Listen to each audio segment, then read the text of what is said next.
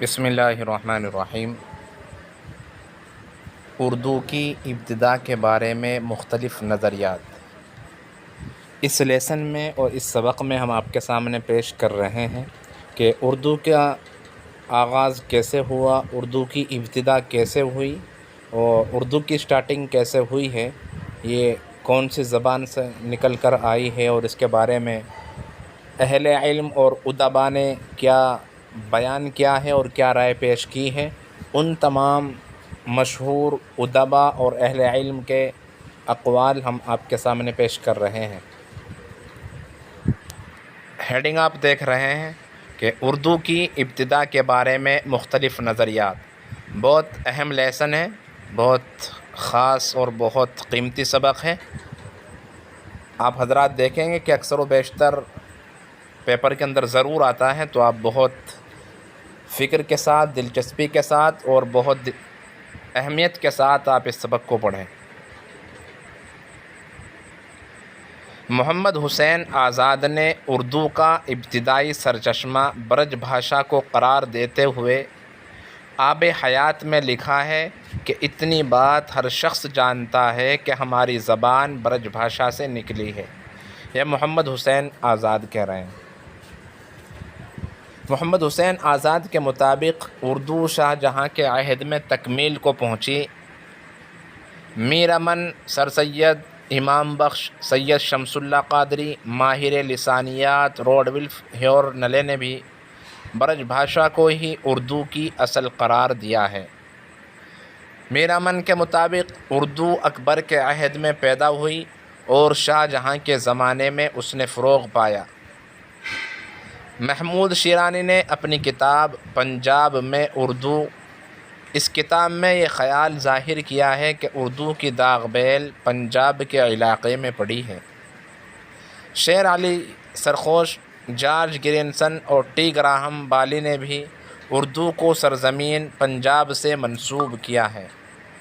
Doctor Sohail بخاری نے اردو کی جائے پیدائش اڑیسہ کو قرار دیا ہے۔ شوکت سبزواری نے دو آبائے گنگ و جمن اور ہریانے کو اردو کا مسکن قرار دیا ہے اور لکھا ہے کہ اردو پالی سے نکلی ہے۔ مسعود حسین خان نے سرزمین دہلی اور اس کے گرد و نواح کے اردو کی جائے پیدائش قرار دیا ہے۔ مسعود حسین خان نے سرزمین دہلی اور اس کے گرد و نواح کو اردو کی جائے پیدائش قرار دیا ہے۔ مسعود حسین خان نے لکھا ہے کہ نواح دہلی کی بولیاں اردو کا اصل منبع ہے اور حضرت دہلی اس کے حقیقی مولد ہیں۔ سید سلیمان ندوی نے اردو زبان کے آغاز کا صحرا سندھ کے سر باندھا ہے۔ سلیمان ندوی نے نقوش سلیمانی میں لکھا ہے کہ مسلمان سب سے پہلے سندھ میں پہنچے ہیں، اس لیے قرین قیاس یہی ہے کہ جس کو ہم آج اردو کہتے ہیں اس کا حیولہ اسی وادی سندھ میں تیار ہوا ہوگا۔ محی الدین قادر زور اردو پر ہریانوی کے اثرات کے قائل ہیں۔ اختر اور ینوی نے اردو کے مگدھی سے نکلنے کا قول کیا ہے۔ نصیر الدین ہاشمی اردو کے دکن میں پیدا ہونے کے قائل ہیں۔ ڈاکٹر گیان چند جین نے کھڑی بولی کو اردو کی اصل قرار دیا ہے۔ انشاء اللہ خاں انشاء نے اردو کو عربی، فارسی، ترکی اور برج بھاشا پر مشتمل قرار دیا ہے۔ یہ تمام مشہور اہل علم اور ادبا کے ادیبوں کے اقوال ہیں جو ہم نے آپ کے سامنے پیش کیے ہیں۔ یہ پیپر میں اسی انداز سے آتے ہیں۔ آپ کوشچن پیپر کا مطالعہ کیجیے، انشاءاللہ ہم بھی آپ حضرات کے سامنے پیش کریں گے، اور اس ویڈیو کو بار بار دیکھیے، اپنے دوست و احباب کو شیئر کیجیے تاکہ وہ اس سے فائدہ اٹھا سکیں۔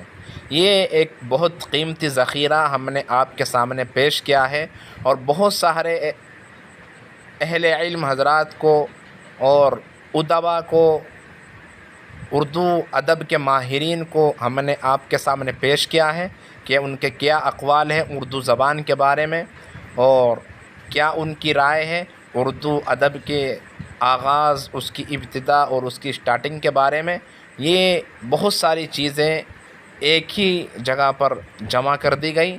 آپ اس سے فائدہ اٹھائیں، بار بار پڑھیں، دیکھیں، انشاءاللہ اس سے آپ کو بہت زیادہ فائدہ ہوگا.